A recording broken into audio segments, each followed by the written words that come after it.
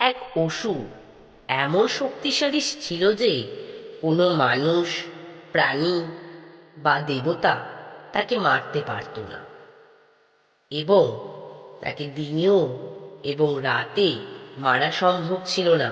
তার নাম ছিল হিরণ্যকশিপু।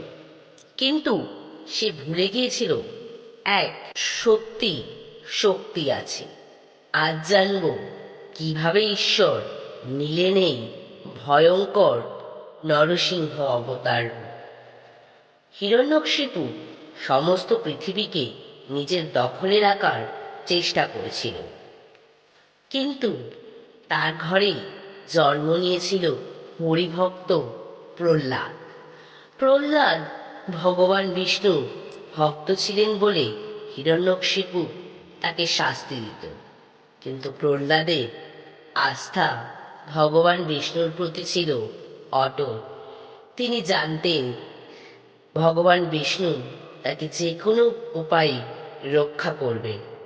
যখন অত্যাচারের সীমা পেরিয়ে গেল, ভগবান বিষ্ণু সেই সময় অবতীর্ণ হলেন। ভগবান বিষ্ণু নিলেন অর্ধ মানুষ অর্ধ সিংহ রূপ। এই জন্যই এই রূপকে বলা হয় নরসিংহ অবতার। দুপুরের আলোয়, খোলা দরজায়, আকাশ বা পৃথিবীর বাইরে নয়, এক নিখুঁত স্থানে, ঠিক সময়ে, প্রাণীও নয়, মানুষও নয়, এমন এক রূপে, নিখুঁত পরিকল্পনায় তিনি হিরণ্যকশিপুর দিকে এগিয়ে গেলেন, আর হিরণ্যকশিপুকে তার তীক্ষ্ণ নখ দিয়ে তার উদর বিদারণ করে তাকে হত্যা করলেন।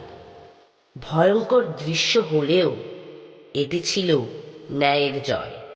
পৃথিবী হিরণ্যকশিপুর অত্যাচার থেকে রক্ষা পেল।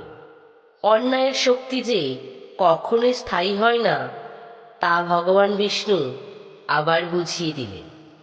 নরসিংহ অবতার আমাদের শেখায়, যখন বিপদ আসে, ঈশ্বর সর্বদা নির্দিষ্ট সময়ে ন্যায়ের পথে কাজ করে। সাহস, ভক্তি এবং ঈশ্বরের আশীর্বাদই শেষ পর্যন্ত বিজয়ী হয়। পরবর্তী শর্টসে জানতে পারবো ভগবান বিষ্ণুর পঞ্চম অবতারের কথা।